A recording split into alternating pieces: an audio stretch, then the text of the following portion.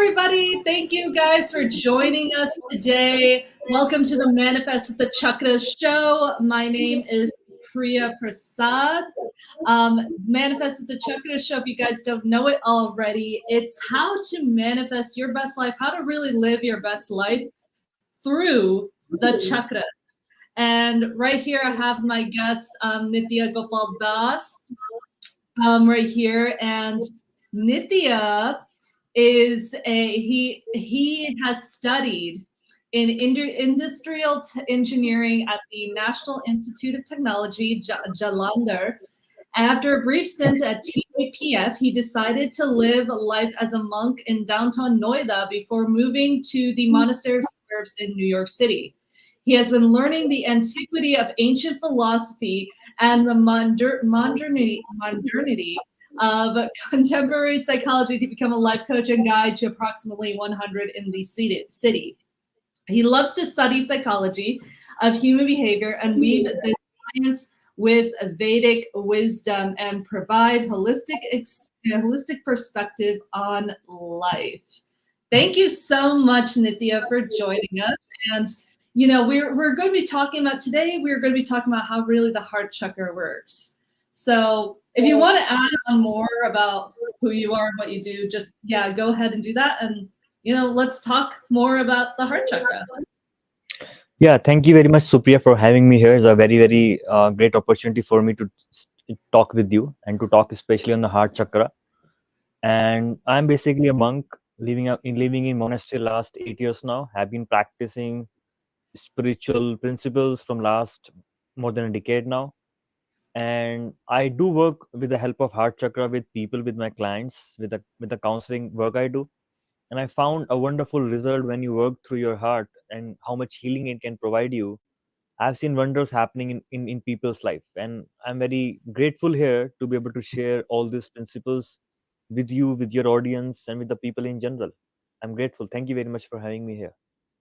Thank you so much. It's wonderful to have you here. So when I think of the heart chakra, or anahata, as I like to call it, and as like a lot of people in India like to call it too, heart chakra. Heart chakra is the anahata is very much towards like compassion, empathy, love that you have. And what I would like to decipher, love that you have for yourself and to other people and to other things in your life. And for somebody that is clairsentient, what I like to do is I actually like to give myself like protection in the morning as somebody who is super clairsentient, super empathic. I like to give myself protection in the morning, and I actually like to call my energy back into my body, because as people that like to pick up energy, that heart chakra, we like to always give that energy out. And I don't know about you, but whenever because I do read chakras for people, I do see chakras every day. I see chakras in other people's bodies. I can actually see it in the 5D. That's actually another conversation for another time on how I can do that. But what when I see this in people, and it's a lot of people I see this in, the heart chakra is so expanded.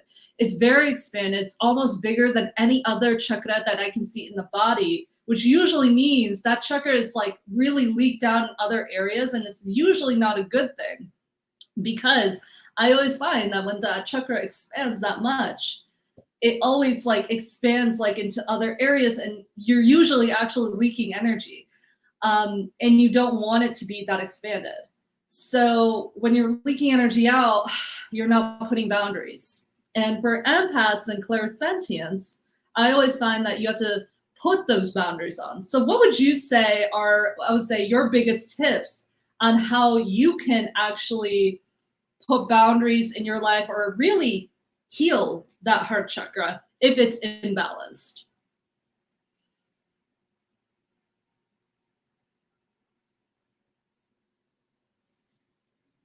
Oh, I can't hear you.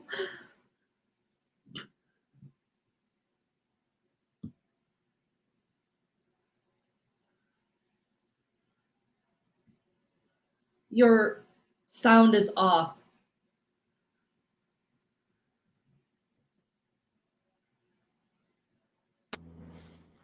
Oh, there you go. I think I. Oh, now it's actually muted. You're muted.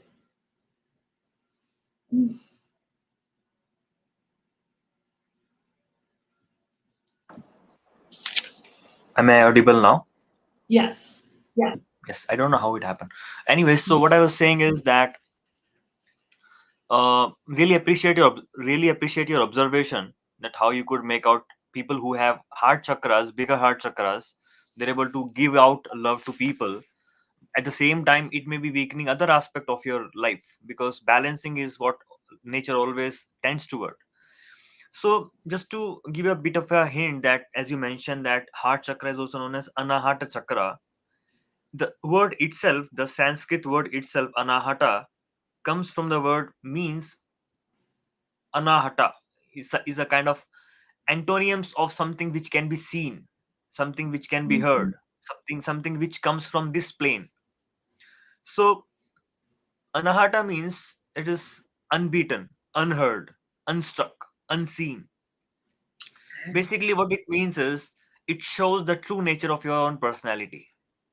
It shows the core nature, the deepest aspect of my personality, which is always covered from this material covering, which is always invisible from this material senses, which is always unhurt. Nobody can hurt that spiritual spark. And it is technically, it is said in the other Vedic hymns also, that heart is a place of residence for soul. My energy, where I'm energized by, the heart can also be known as the engine of the car, because engine become the most important aspect of the car, and it is the only thing which is not seen superficially. It is only the outside fabricated structure which is being seen. So this engine of the car, this is being driven by the energy coming out from the soul. So because the soul is always having that is on a different plane altogether, which we cannot see, but remain the source of all the energies, the invisible but the source of all the energies. So that is the essence of heart chakra. And it is said that if we can access to that area of my life, that it can provide us eternal peace and eternal love, what we always seek for. And interestingly, what happens is, if you see technically, the heart chakra is in the middle of the entire chakra system. It is fourth from up, fourth from down. So it means it is now an integration point. It is an integration point of balancing your material and spiritual aspects. Even if you see, the symbol of heart chakra talks a lot about its own nature. You have a circle, you have 12 leaves, right? And you have that two triangle, inverted triangles, and you have the yum in the center.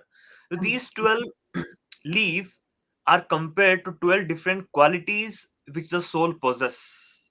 The 12 opening qualities like joy, love, forgiveness, capacity to understanding, clarity, purpose, purity, compassion, delight.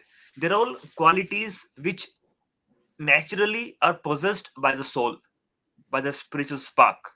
And when we are able to resonate those qualities on the material platform, especially in the mind, especially in our heart, then you would see how it opens up. And integration, when I say integration, if you see, more or less what people have in their life is, people are stuck with attachment. And that is one of the greatest cause of being having blocked heart chakra, or having imbalances in the heart chakra. And the question what you had, how to maintain boundaries, it is something connected to this. What happens when we give out to people from the heart, but that giving out is coming from a lower planes, from the plane of fear, from the feelings of controlling, from the fear of, from the plane of being able to becoming angry when that person goes away, or that person doesn't listen to us, doesn't person not able to follow what we want him to follow. So basically, the where I was coming from, yeah. So detached caring, when we care for people from the heart, it should be detached way. Unless we have detached caring and we are able to communicate, we're able to feel for people without becoming attached to their life. The moment we become attached, we are acting from a lower planes. And the moment we become detached, we care for people, but we have a detached caring. That's where the boundary comes into the place. Unless we're able to move out from the zone of attachment to a person, that is like coming from more or less from a lower chakras, like out of fear, or that person will ditch me, that person will not like me. I have that fear. That's why I want to give to people. I have that the kind of controlling tendency. I want to control people. That's what most of the narcissist does. They want to control people. For that, they want to give out to people, right? So Mm. so understanding that the real joy and the real joy comes from when you give, but you give in a detached way. You don't become attached to the results of it, and you remain in your own boundaries, in your own like root chakra. Root chakra means it help you being in your own system, your own frame of reference, your own boundaries. So unless you have Yeah. a strong chakra, you'll be able to give from the heart. It will be coming out from the fear. Unless you Yeah. have your own, you are your own in your own power, then you would think, I will derive power from other person. So Mm. it's more of a clearing your intention, clearing your ideas around it. And the closing qualities, like what I'm sharing, is like lustiness, anxiety, longingness, Yeah. competence, defiance. They're all quality which actually shrinks the petals of a heart chakra. And if you see these two inverted triangle, it depends basically integration of the higher and the lower energies. Which is right here, the inverted triangle. You can't really see it, but it's right there. Yes. Yeah. So you talk about detachment. I mean, I feel like anybody that could watch this or anybody that would hear detachment, like, should I not be attached to the love of caring for another person? Um, it's like that. I feel could be like a common question. Should I be? I mean, I'm attached to the person that I really love, so how could I be detached? Yeah. Yeah. So basically, if you see, uh, as is pointing out that detachment and attachment, I'm not saying not being attached to the person, but what I'm saying is not being attached to the result. Mm. I'm loving this person, and that person should reciprocate back to me. That is attachment. Attachment, that person should behave with me in a certain way. That person should be able to fulfill my neediness. That person should be able to validate me. I'm giving to this person because I want something from him or her, like the validation or the kind of, you have a low self-esteem, you want to remain in that person's esteem, because unless that person validate you, or unless that person praises you, unless that person follows you what you do, you become disturbed. So Mm. if you become disturbed, then it is not coming from the heart, it is coming from the lower place. And Yeah. interestingly, as you're drawing from this point, I'm just coming to the point is that, uh, unless I am able to connect to that invisible source, that is spiritual source, that is a real place where I can really get love. If I'm not loved, as you said about self love more or less means being able to understand the love the Lord has for me, or the universe has for me, or the real source of love is a spiritual in nature. It is not material. Material means attachment. Material comes with a lot of must, have to, it should be done. But the love is unconditional. If there has to be unconditional nature to that reciprocation, it cannot be material. And if it has to be spiritual, if it is unconditional, then you are connected to your own source of love. If you are connected to your own source of love, then when you give, you don't give from the place of neediness, you give from the place of caring. You give from the place of, I'm giving out because I don't need, but I want to give unconditionally.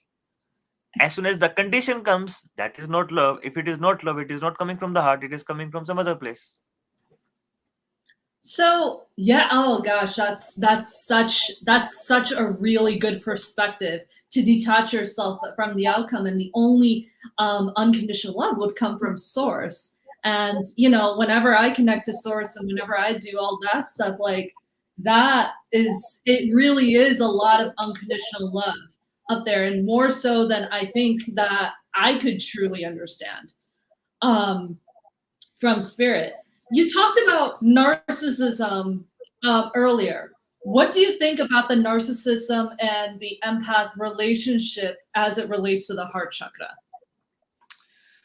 So what happens is empath wants to give, but their giving is coming from a different place. They're always on a look to have somebody who can see. What happens is it has to do something which is a blockage of heart chakra. The empath who gets stuck with narcissists actually have a blockage of the heart, and the imbalances may be because of the grief, because of the betrayal, because of being unloved. The intensity of being having that unlovingness towards myself, or the not able to accept oneself, or not able to have that kind of feeling, like more of a self-sabotaging constantly, that I don't deserve love, I'm not loving, I'm unworthy of love, I'm unaccepted, I'm not worthy of having all those positive spiritual feelings what I always yearn. Because of something or other has stuck with that, especially with that kind of empath who gets stuck with narcissist, that they need, they wants to give so that they can receive, or they want to sacrifice themselves, they want to kind of become rescuer, because deep within them they think that they are not lovable. So Mm. if they have to achieve love, then they have to pay something for that. And what payment they do, they bear the narcissist behavior of people, especially narcissist who are in nature.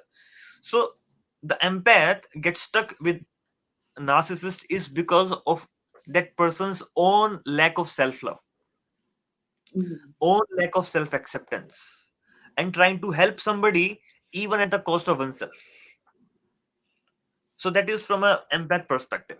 And from the narcissist perspective, it is such that that person actually is not looking for love, he's looking for exploitation. He's looking for, Mm. like, it's all about me and me. It's about grandiosity the person carries. A person carries that grandiosity because he wants to control, because he's fearful. He's having another kind of situation wherein he goes too much into the avoidant personality type. The attachment is very avoidant. And when about it's about themselves, when about it's about their own self-centric thing, and they feel they can exploit it, they can get it the way they want. They exercise their power over love. So in one way, it's empath is, they don't they feel powerless and they won't love. At the other hand, it's too much of a being in power centric, and they want to gain, or they want to earn, they want to capture love. So this two different energies attract, like opposite attracts each other. So when these two opposite energy comes together, they just get hooked onto each other. Oh yes. Oh my gosh, you explained that so beautifully, and you explained that way, way, way, way more intricate than ever could. Like it's such an imbalance. And you talked about self-worth, and it's so funny because these two are connected. I believe like the solar plexus and the heart are pretty connected. Self-worth is a very big issue when it comes to the heart chakra.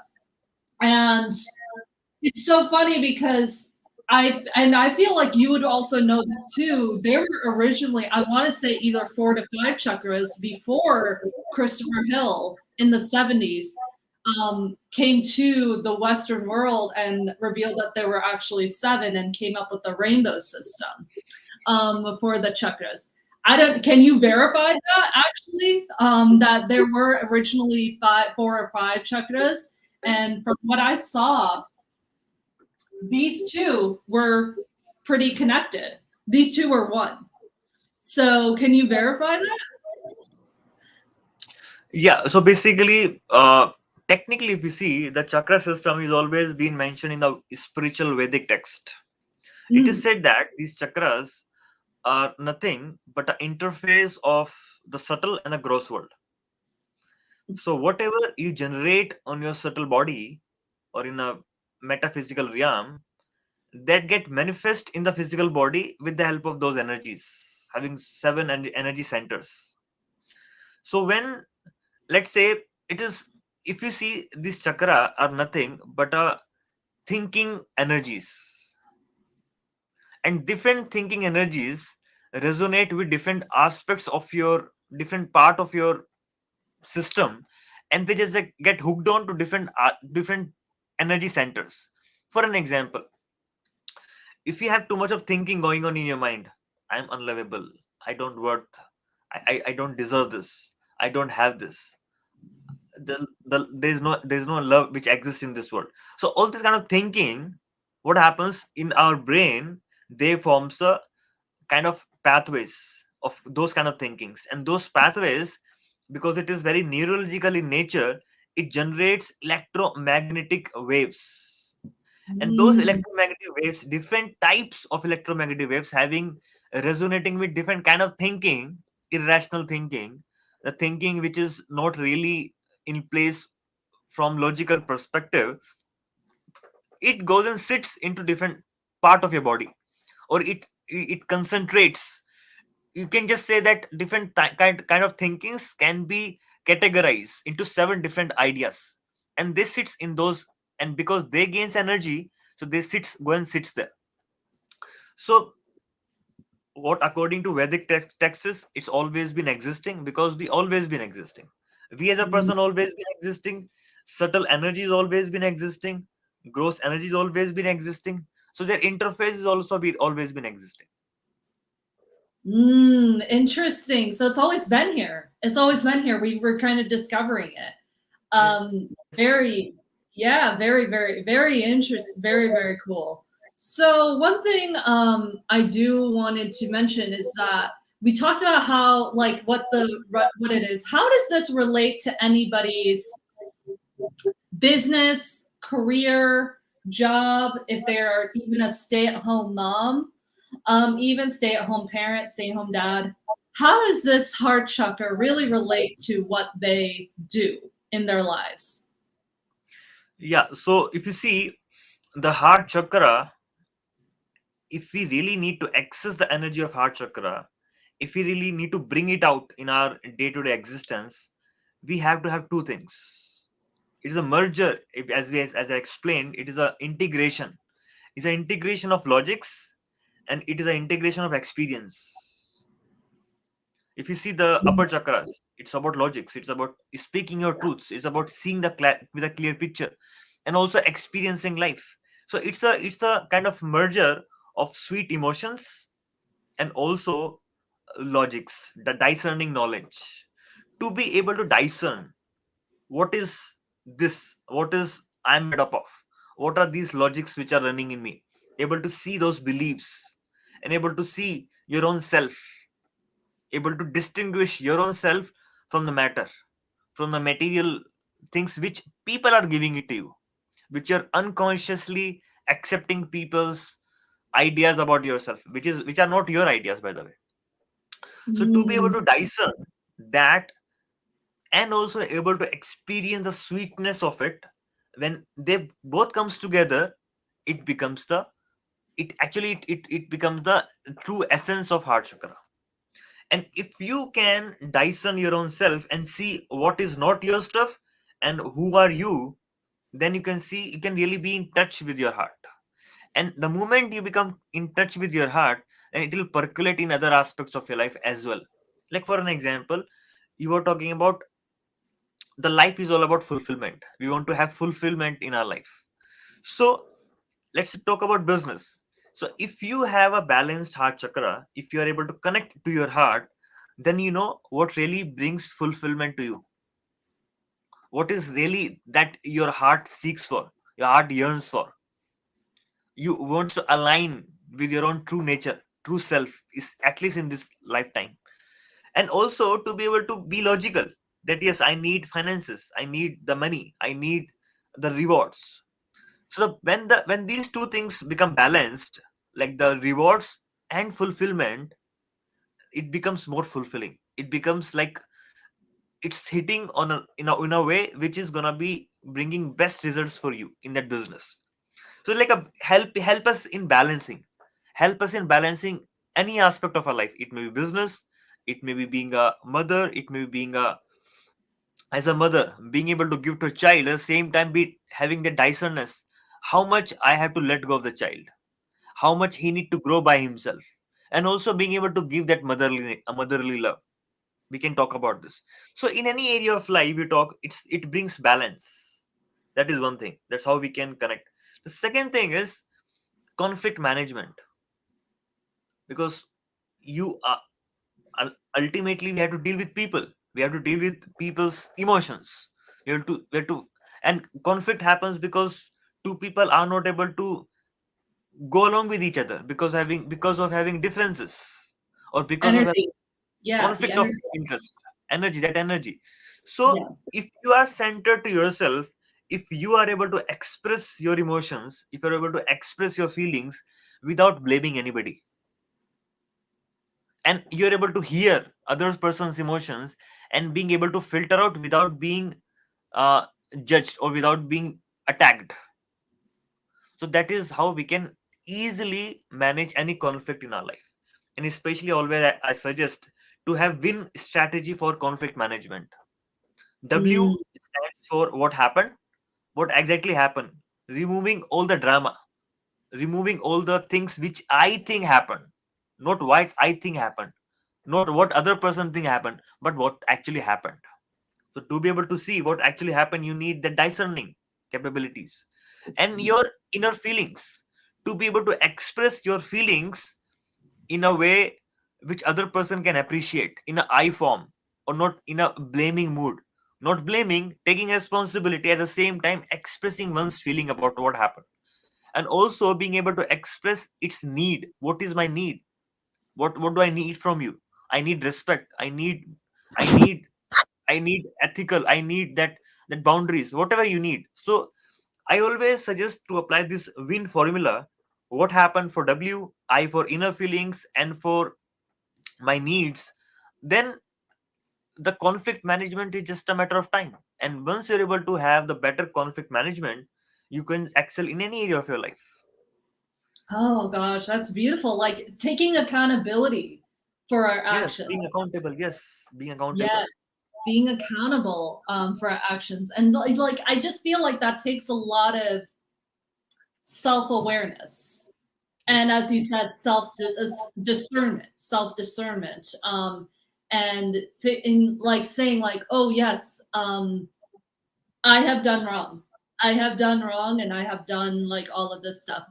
What can you tell people for anybody who says like they want to be able to do it? They want to be able to figure out what they've done wrong, but they can't exactly open up. Like say that, you know, they've been told that they're hurting people in their lives. They're hurting people in their lives, but they don't know exactly how to go about that in their, you know, whatever chakra it is. How did they go about that, and how did they bring that self-awareness in themselves or that self-discernment in themselves? Yeah. So to be able to bring that self discernment, you have to first clear your emotions, because Mm. it is said that unless, if you see, the self discernment comes from intelligence, being able to intellectually see, logically see. But when the intellect get clouded by the emotions, we really can't see. So unless Mm. we are able to heal, unless we are able to come out from that emotional drama happening within us, till that point of time it's difficult for us to actually see what happened. So it asks for, it demands for having a lot of emotional quotient, to be able to develop that emotional quotient, to be able to manage your own emotions. Unless we are able to manage our own emotions, till that point of time there is no question of having the discernment we're talking about. So the five tools what I use is in my coaching, in my counseling, it can be helpful for anyone to be able to process their emotions. It goes A for acceptance. So most of the time we are in that emotional traumatic situation because we are not able to accept ourselves, we are not able to accept what happened with us, or we are not able to accept other person. On the contrary, we are resisting. We're resisting ourselves, who we actually are, and what incapabilities I may have, what capabilities I may have. I wish I could be like this.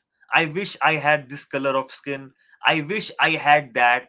So, being able to have the unconditional self acceptance is a cure to all the emotional situation what you may experience. And also accepting your situation. Why it happened to me like this? Why it happened to me like that? Why am I not having more intelligence? Why am I stuck in that situation? So, accepting your situation, because from acceptance comes transformation. Unless you accept, yes, it exists, there's no point of transformation. You'll be living in the life of hiding yourself, like living in the illusion.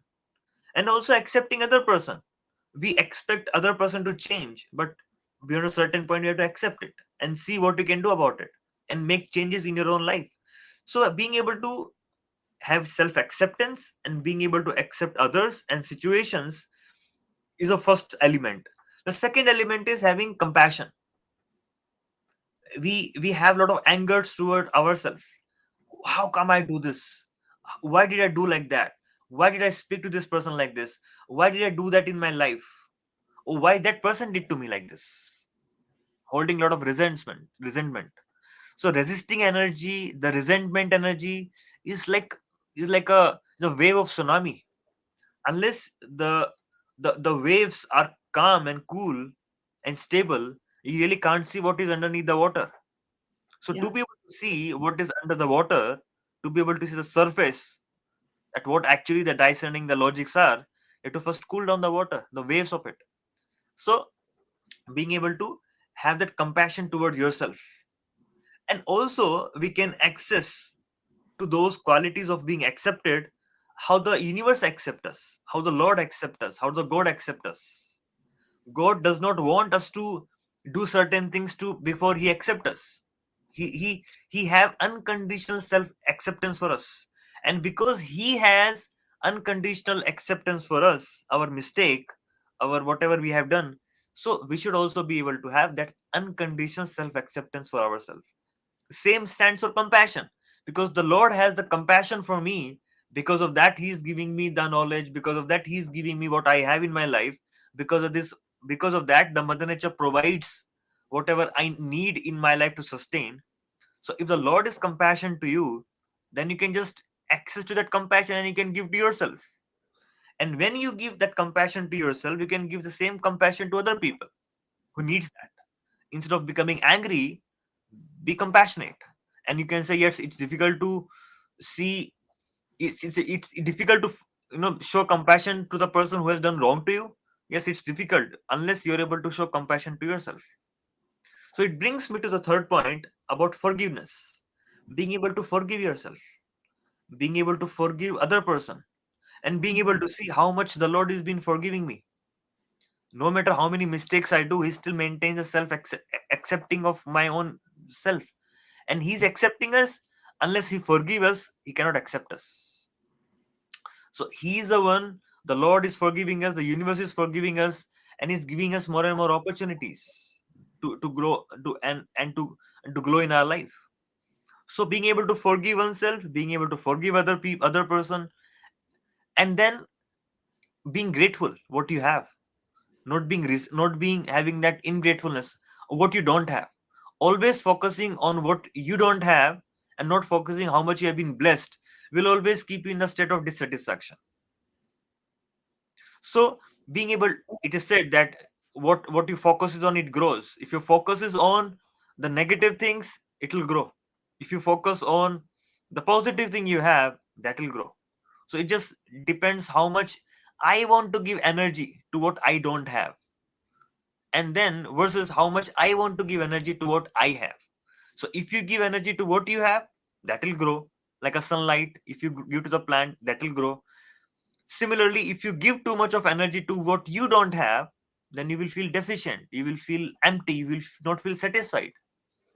And also it brings me to the fifth point of being able to see the life from a higher perspective, to be able to zoom in and zoom out in your life. We become too zoomed in our life and too much absorbed into the detailing of things that we lose the higher picture. So to be able to see the meaning in life, to be able to see the meaning of what happening, why it is happening, and to be able to draw lessons, to be able to learn and not lament, to be able to draw the lessons and not too much dwelling into that negative emotions. So once we are able to follow these five fundamental processes, which I generally do with my in my counseling process, then you would see how that tsunami has calmed down. And when that tsunami of emotions have calmed down, you can see what's under the water, and then you can differentiate what is mine, what is other person's, what I need to accept, what I need to reject. That's so I love that. I absolutely love that. Do you so very quickly, like one or two words, quickly say like the five steps again for the audience. So it's acceptance, Accept, compassion, compassion, forgiveness, forgiveness, gratitude, and meaning. gratitude, and meaning. Beautiful. Oh my God, that is so that's very beautiful. So when we accept ourselves and we forgive and we have oh gosh, gratitude. Gratitude gratitude journal. I feel like this is like what a lot of people like are missing. Like a lot of people have gratitude journals and all that stuff. But are you really grateful? I mean, this is not I just feel like this isn't a morning thing. Like I always try to give like gratitude every part of the day. Um, and once you are grateful for everything you have, and of course in Hinduism and Buddhism and all these things, it's taught. It's actually taught in like a lot of these, even in the Vedic texts, it's taught like give gratefulness, give gratitude. That is why we put the offering to in the pujas. We give the offering because we are grateful. We are in the form of gratitude to whoever we want to pray to in there. That's why we do the offering. That's why I do the prasad. It's so funny. My last name is Prasad. But we do get this, and my last name is Prasad, but we give the prasad to in the Hindu temple. It's gratitude. It's being grateful. It's touching it's being grateful to what God, universe, source, whatever they have to us, and that does come from anahata. It does come from anahata. It does come from our heart, but more importantly, it comes from our soul. It does. Yes. It comes from our soul. It comes from who we are and who we are as a person. And as you explained so beautifully, the heart chakra is really who we are. It's who we are. It's who we are. It's where it gets into what we are, and that is love. It's the love that we have from our souls and our hearts and from the universe. So that's beautiful. Hi Molly. Hi Molly. Thank you guys. Thank you for joining us. And let's just do a quick round robin of what you think. What you would do. Is there like a quick meditation, a meditation that anybody can do for the audience that you could do to really calm yourself down? And not necessarily really with the heart chakra, really for all the chakras. But what you could do, a tool that you could use, like a meditation or otherwise. Yeah. So I do have one meditation known as self meditation. I do have recorded meditation. If you want, we can just play that, like 5 to 10 minutes audio. Yeah, Just like, sure. yeah. Let me do that. Let me. Okay, yeah, absolutely. Can I share the link with you if you can play it? If you can share by yourself.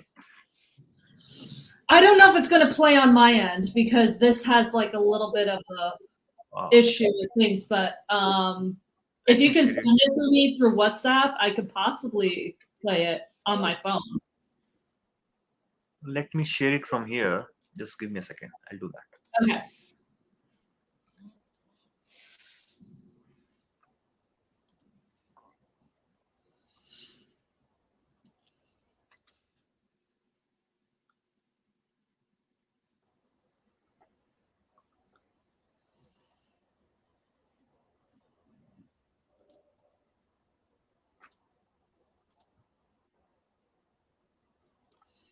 And while we are waiting, just wanted to let you know you can actually connect with Nitya Gopal Das on LinkedIn. LinkedIn.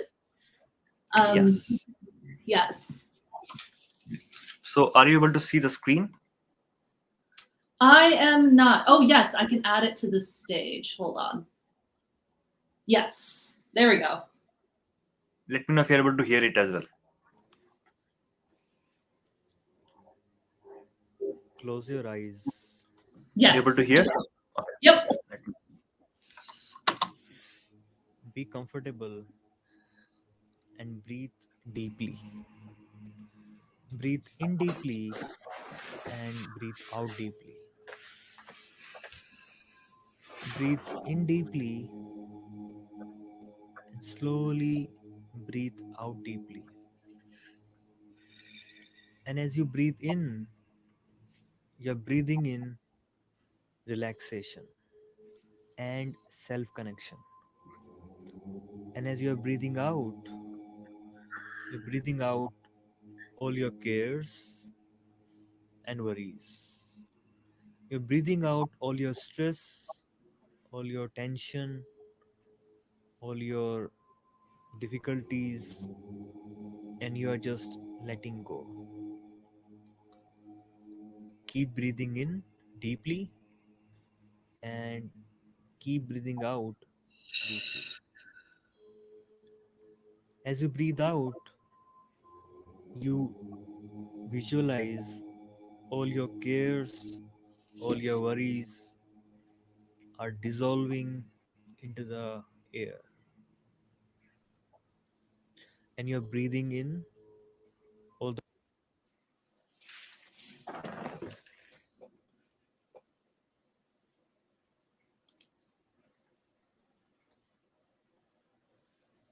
Oh, I think we lost sound. Oh, I it's think loading. it's loading, it's processing.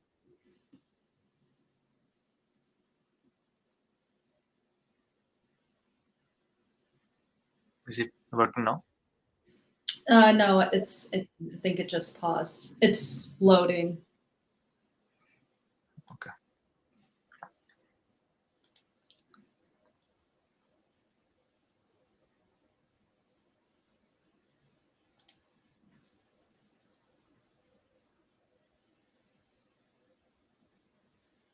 Oh, that's okay.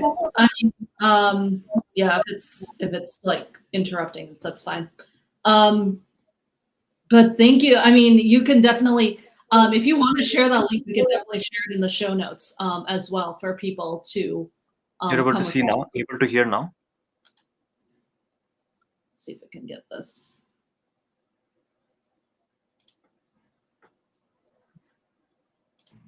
as you have Oh, centered yourself to your breath yeah, there we go. and in a deep state of relaxation, I want you to connect with your real self, your real you, which is beyond this limiting body and mind.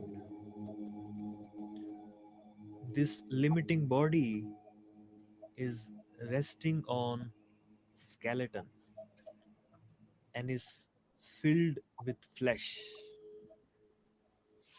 wired by nerves and painted by skin.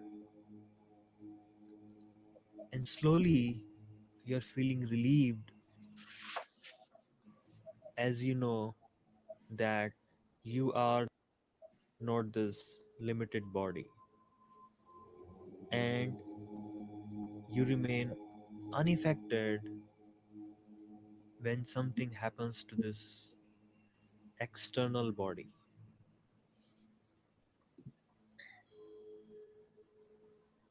And your real self is even beyond this wavering mind and its associated fearful, painful, scary, and hurtful emotions. And you should be excited to know that you are simply observing these emotions, may it be depressing emotions, may it be sad emotions, may it be the emotions of being lonely, may it be the emotions of being dejected, may it be the emotions of being angry. Any emotions which you may be observing in your mind now, you're simply observing them as you experience day and night and many different seasons.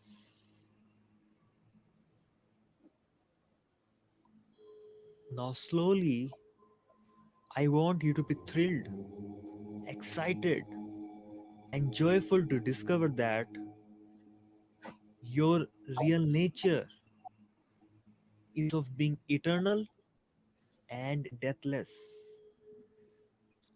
and you are continuous observer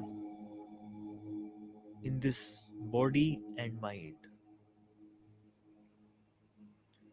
In the past, you may have observed many strong and fragile bodies, maybe in different lifetimes, and even now, you may be experiencing one type of body which may be or may not be healthy. And you also have observed many different kinds of mindset, both inspiring and depressing. But you, as an observer, remained unimpacted. And although you may be experiencing a not so ideal state of mind, but it'll also just vanish in some time, and you would come out as unharmed and unimpacted observer of this body and mind.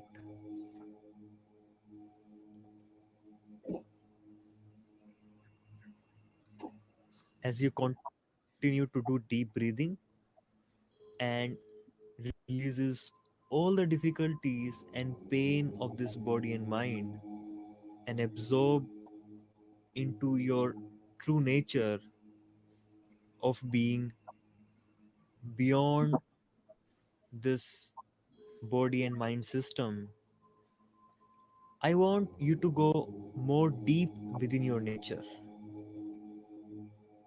and be thrilled, happy, blissful, and rejoice in your heart happiness to finally discover that your real nature is not defined by these physiological forces acting on your body,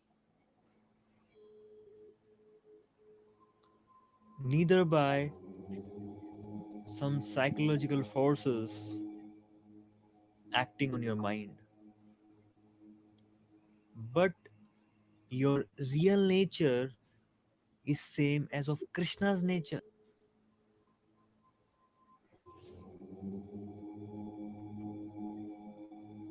As you are going deep into yourself and connecting to your own real deepest part of your existence, you are becoming thrilled, happy, blissful, and completely rejoicing in your heart happiness to discover that Supreme Lord Shri Krishna has infused his own nature of Sat, eternal existential power, Chit, all knowledge, and Ananda, completely blissful.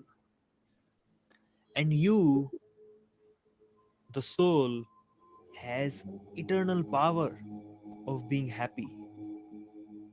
And you are super energetic and powerful like sun.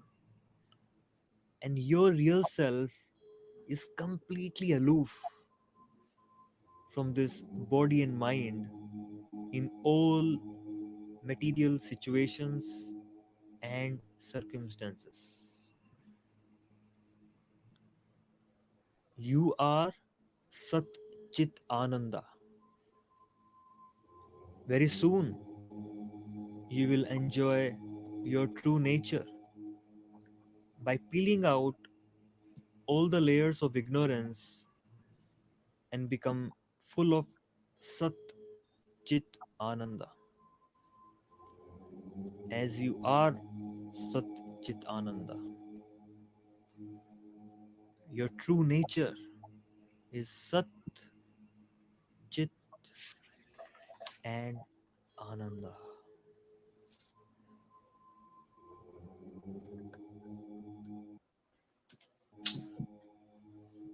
Oh, wow, that was amazing. Oh my gosh. That was absolutely, absolutely beautiful. I loved how you asked about, Krishna, and everything. Krishna, is there a reason why you chose Krishna instead of like Vishnu or Shiva for that? Yeah, you can choose your deity whom you worship. I generally worship Krishna. So it is said that even his form is Satchit Ananda Vigraha. Yeah. It is said by Brahmaji that his form is made up of Satchit Ananda. So to be able to access to our own qualities of Satchit Ananda, if we connect to him, then it's easier for us to manifest those qualities. Yeah. Wow. So Satchitananda. Can you translate what that means for the audience? So Sat means power. Sat means power to exist, because we all live in insecurity. So Mm, we as a soul has a power to exist, has a power to sustain ourselves. Like we have a lot of insecurity which manifest as we taking a lot of insurance. We mm, are we are taking in a way that uh, anything which we do for security purposes, it is our action. So when we understand we are Sat, we always exist and nobody can kill us, nobody can harm us, nobody can hurt us. So that is the aspect of Sat, eternity, being able to exist eternity without getting harmed and remain unharmed, unimpacted always. That is Sat. Chit means knowledge, the knowledge, the discerning ability, the knowledge about ourselves, the knowledge about our own blind spots, the knowledge how what beliefs are working in me, which I need to shed off before I can heal myself. The knowledge about your own nature, the knowledge about the universe. Just about knowledge. We all seek knowledge. Basically, curiosity, being curious about things, and to be able to get the answers is chit. So we have all the answers in our heart itself if we can access to that potential. And ananda means that pleasure, that happiness which you're always looking for. And that is what the heart chakra is mostly gravitate towards, being able to experience that higher joy, that compassion, that love. That is ananda. oh my gosh, that is so beautiful. Like, and, being in the power of, knowing that you have that power within you too. I just feel like that's what really Sat is, knowing that you have you and you are one and you are that power. Oh my gosh, that is so beautiful. That is absolutely beautiful. So yeah, let me know as we wrap up. Let us know where we can find you. We can find you on LinkedIn, right? And can we find you anywhere else? You can find me if anybody have any interest in contacting me, they can email me. My email ID is N and for Nancy, G for Gopal, L for Lion, D for Dog, 13623 at gmail.com.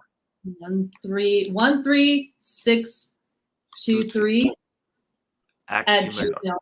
gmail.com. Ooh, let me just type that in for everybody here.